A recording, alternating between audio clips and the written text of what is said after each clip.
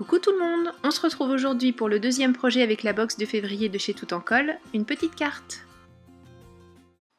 Alors pour commencer, je prends une des feuilles A4 et je fais un repère à 11 cm, 22 et 23 sur le plus grand des côtés. De toute façon dans l'autre sens c'est pas possible. Et sur ce côté-ci, une marque à 14,5, une autre à 15,5. Je reporte ces marques bien sûr de l'autre côté de manière à créer mon rectangle qui sera ma base de carte.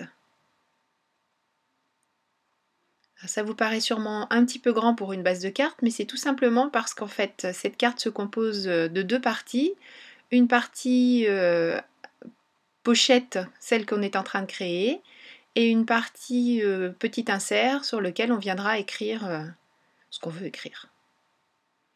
Voilà, la base de la pochette c'est ça. Donc j'ai marqué les plis, je découpe ce dont je n'ai pas besoin, et avec mon plioir, je viens finir d'écraser tous ces plis, et notamment ces deux pattes de collage. Et avec mes ciseaux, je vais venir ajuster un petit peu parce que là, quand je les replie, elles se chevauchent et bien entendu, ça ne ferait pas un travail très bien fini. Donc voilà, je retire ce qui est en trop jusqu'à ce qu'elles ne se chevauchent plus du tout. Pour glisser la carte, je vais créer une ouverture en forme de triangle sur la façade de carte. Donc je mets un petit repère et je trace plus ou moins comme ça pour voir si ça me plaît. Et ensuite, je vais faire des choses beaucoup plus droites avec mon réglé et mon cutter. J'enlève mes marques de crayon et je vais venir vieillir les bords en passant de la Distress Vintage Photo.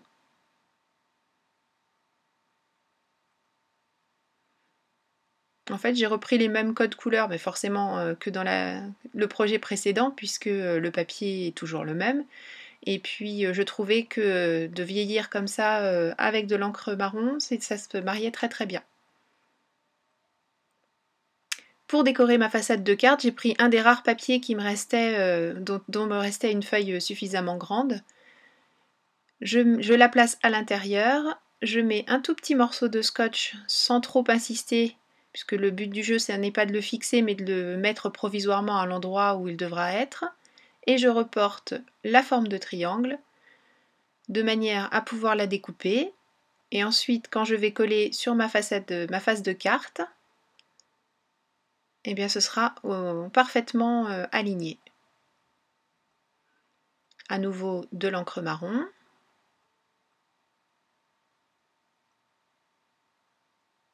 Et voilà, il n'y a plus qu'à coller.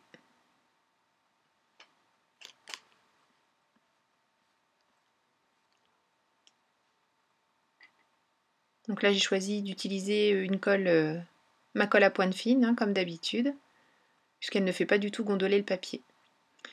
Pour mettre un petit peu de gaieté et de couleur dans tout ça, enfin marquer des couleurs il y en a déjà pas mal, je dessine sur un des morceaux de papier rouge orangé qu'il me reste de la box, un cœur à main levée, et je vais le découper au ciseau, donc toujours pareil, les formes arrondies, c'est le papier qui bouge et pas les ciseaux, de manière à avoir vraiment une finition arrondie parfaite. À nouveau, je gomme les traits de crayon. Et là, je vais vieillir le bord en utilisant ma lame de cutter. Donc, je vais vers la pointe et pour faire la pointe de l'autre côté, je le retourne parce qu'en fait, je ne souhaite pas repartir de la pointe pour éviter de trop plier mon papier.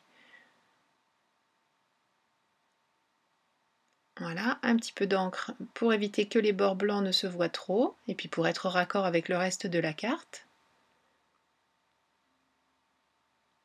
Et voilà une des décos de ma carte. Je vais ensuite apporter des éléments jaunes en découpant tout simplement le papier jaune avec les écritures blanches. Voilà, pour réveiller un petit peu tout ça. J'ai choisi une des petites citations et puis un rond qui faisait un petit peu comme un cachet de la poste et je trouvais que ça allait plutôt bien. Donc lui aussi je le vieillis, je l'encre et celui-ci je ne le vieillis pas, je vais tout simplement l'encrer. J'ai découpé également des petites maisons qu'on voit là en bas à droite.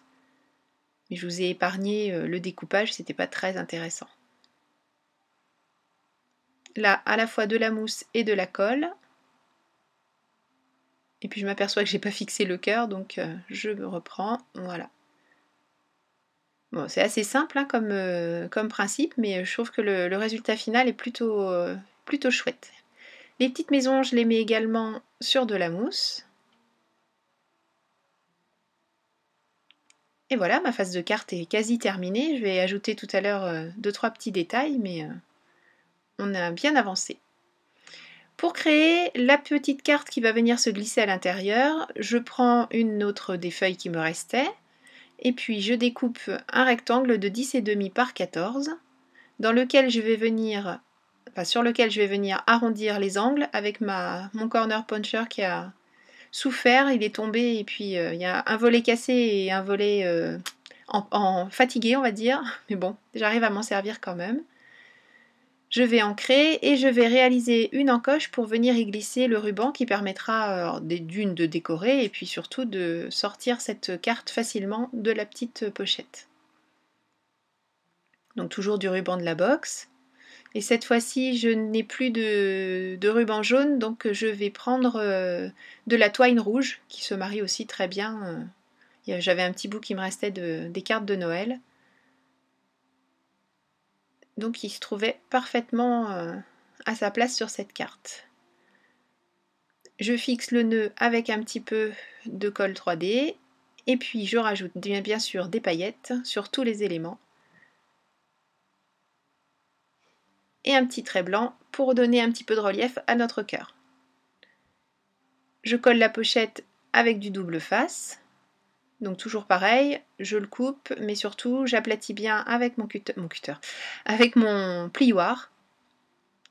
J'enlève bien sûr la protection et à nouveau je viens appuyer avec le plioir de manière à avoir quelque chose de parfaitement collé et de pas gondoler.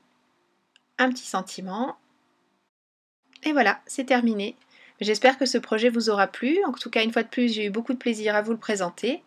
Je vous souhaite un bon scrap. Je vous donne rendez-vous très bientôt pour une nouvelle vidéo création et bienvenue à tous ceux qui viennent de nous rejoindre. Merci à tous, à bientôt, bye bye.